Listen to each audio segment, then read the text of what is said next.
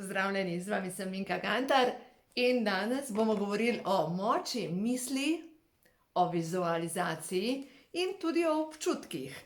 No, dejstvo je, da zadnjič mi je ena gospa napisala, oziroma danes je napisala: v službi se selimo v drug prostor in jaz vem, prav čutim, da me bodo dali nekam, kjer nočem biti, in želela bi pa priti v eno drugo pisarno in me je grozno strah, da me prestavijo tja, kamor nočem iti. No in prav to, česar nas je najbolj strah, to vlečemo nase.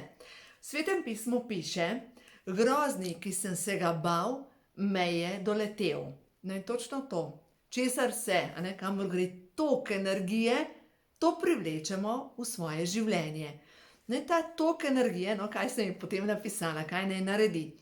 Da naj slika pisarno in naj v to pisarno sebe nalepi na to sliko. Karte prehodu na vodobo so mi sesule. Očitno je kakšno sporočilo samo padlo ven za vas. No in v glavnem naj si nalepi sliko in naj vsak dan 5 minut, vsaj 5 minut, ne boš bi bilo 3-krat na dan, po 5 minut, si sebe predstavlja v tej novi pisarni, kako je ona srečna, kako so srečni njeni sodelavci, kako srečna hodi domov, kako blesti od sreče, in s tem občutkom sreče bo spodbudila tok dogajanja, da bo v njeno življenje prišlo to, kar si želi. No, tako da v glavnem sem prepričana v to, da moč misli vedno deluje. To moč misli lahko tudi uporabite takrat, ko želite si nekaj priklicati v svoje življenje. Ampak ne velja pa to pri partnerskem odnosu, da vi recimo ste zagledani v nekoga, pa si nalepite sliko sebe, pa tega človeka. To ne gre na ta način. To je v bistvu že skoraj črna magija. Dejstvo pa je, da nič ni narobe, če si vi slikate ali pa si potegnete z interneta sliko nekega srečnega para, mogoče tako, da sta v hrbet slikana, in da na to, da si v bistvu sebe predstavljate, kot da ste eno teh dveh vi, in uživate. Vse ti občutki so tisti, ki sprožijo nevidno delovanje energij, in to pride potem v vaše življenje. Tako deluje. Priporočam vam, dajte zdaj med praznike si pogledati film, tudi na Netflixu dobite ta film, in sicer Drznite si sanjati. Res dober film o tem, ker zdaj pa ravno te dni smo se pogovarjali s hčerkami, zakaj se v enih družinah dogaja toliko slabega. Veste, kot bi se jih smola držala. Enostavno lepi se na njih vse slabo, kar je možno. No in prav to, bolj kot si v tem ciklu slabih zadev, bolj vlečeš nase. Vam povem še en primer. Leta nazaj, res leta nazaj, mogoče je bilo to leta 1991 mogoče, res davno nazaj, 30 let nazaj. V glavnem, jaz sem takrat pustila službo in potem sem začela prodajati po šolah knjige. To je bil moj prvi posel. No, v bistvu je bil dober posel. In v bistvu preden sem pustila službo, se je zgodilo tako, da smo šli na prednovoletno zabavo, takle čas kot zdajle, in v bistvu imela sem karambol po poti. Nazaj, ko smo se vračali, bila je poledenela cesta in je bil hud karambol. Veste, da sem zdaj razmišljala, kaj me je ta karambol učil. Predvsem me je učil bolj poslušati sebe, pa sem rabila potem naslednjih 25 let, da sem rekla: opala, Minka, daj ti začni sebe poslušati. Ampak okej, eni imamo bolj počasne lekcije in se ne učimo toliko hitro, nekateri se pa hitrejše učite. No, tako da bravo za tiste, ki se hitrejše učite, jaz ne spadam med tiste. No, v glavnem.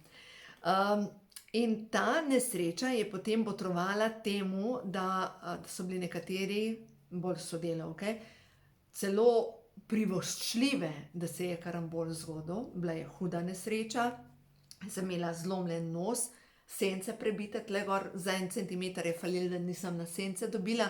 Sodelavec je bil zelo poškodovan v službi, zelo hudo je bilo. In v glavnem, in sem premišljevala prav o tem, kako tok misli potegne za sabo. In ta karambol, kjer nisem bila nič kriva, je potegnil v moje življenje strah pred karambolom. In v bistvu sem potem vozila tako, vsakič, ko je kakšen zapeljal strani, sem bila trda. In v istem letu, poslušajte to, v istem letu, v enem letu sem imela 3 karambole in nikdar nisem bila kriva. A si lahko predstavljate, kako je to možno, da jaz sem imela tako, kot bi imela napis, ali pa prav tisto vlekla sem nase, če je kje na cesti kakšen pijanc, halo, name se prelep. Tako da sem rabila nekaj let, da sem ta strah pred tem, da bom imela na cesti karambol, nekako spustila, da nisem bila v krču. No in ravno tako se pa dogaja v našem življenju. Se zgodi ena slaba zadeva in potem enostavno joj, upam, da ne bo. Joj, upam, da ne bo. Joj, upam, da ne bo. Joj, upam. In bolj, ko ponavljaš, upam, da ne bo, vesolje ne sliši ne. Zdaj pa, naredimo spet test. Glejte, zamižite ta trenutek. In ta trenutek ne smete misliti na lepo božično drevo. No, kaj, vaše drevesce se vam naslika. Ta trenutek ne smete misliti na vaš hladilnik. Kaj vidite? Vaš hladilnik. Vidite, ko mi rečemo ne, upam, da ne bo, vesolje ne sliši besede ne. In dejansko je tako, kot veliki duh, ki reče, tvoja želja je zame ukaz. In vsakič, ko s strahom razmišljate, česa si ne želite, tvoja želja je zame ukaz. In dobiš eno negativno stvar, drugo negativno stvar, tretjo in se samo zlaga skupaj. A vidite, vlečemo nase. Naslednja stvar, občutki, čustva, ne? Ker to so tista to so tisti občutki, ki vlečejo nase vse slabo.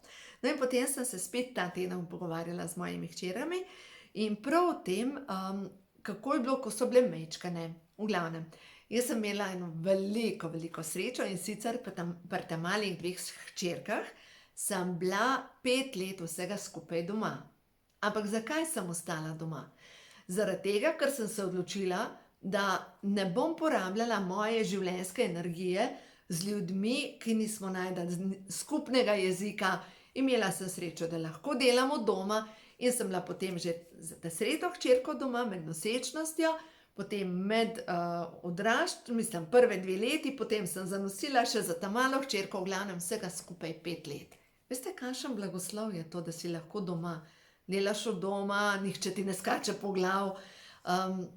In v tistem času sem začela čas porabljati za to, da sem brala knjige.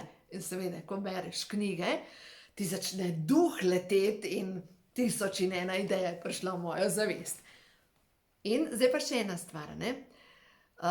Vmes smo vpisali pa ta starejšo hčerko v vrtec, ne, ker vsi otroci, ki hodijo, ki želijo starši, da so dobro vzgojeni, morajo iti v vrtec.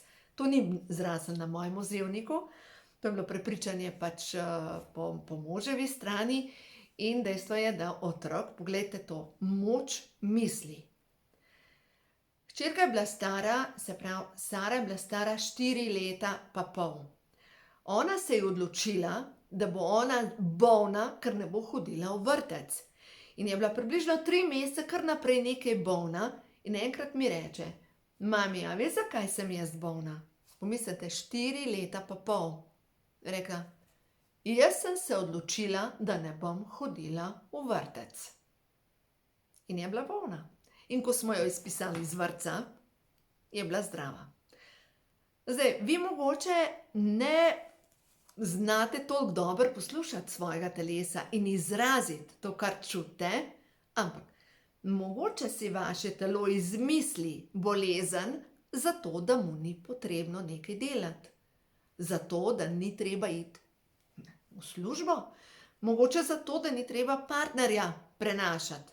Veste, telo ima svojo modrost in dejstvo je, da ko duša začne trpeti, si nekaj izmisli. Da ne želi nas rešiti iz tega oziroma, da se streznemo, da se spomnimo, da imamo v sebi moč.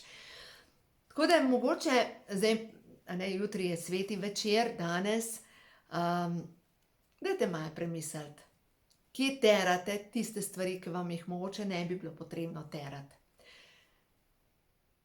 Mogoče premislite, katero področje je tisto, kjer vam duša umira, dobesedno umira na obroke.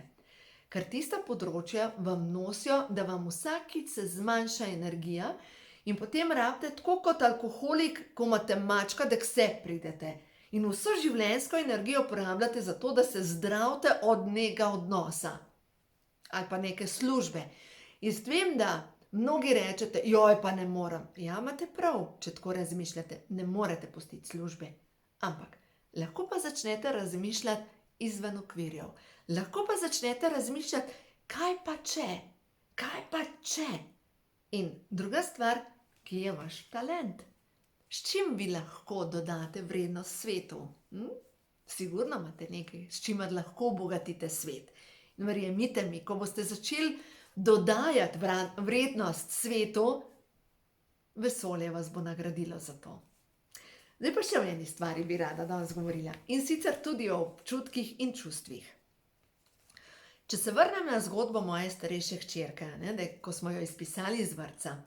In ko sem jo vprašala in sem rekla, a ti občutiš, da te ima vzgojiteljica rada? Je rekla, ne.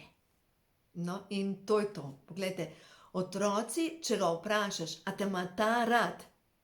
On reče iskreno ja ali pa ne, ker občuti. In ravno tako mi odrasli ljudje bi se mogli začeti zavedati tega, Če čutite, da ste nekje, da niste dobrodošli, a veste, ta občutek imaš vse vnoter, ko žariš, ali pa ga nimaš.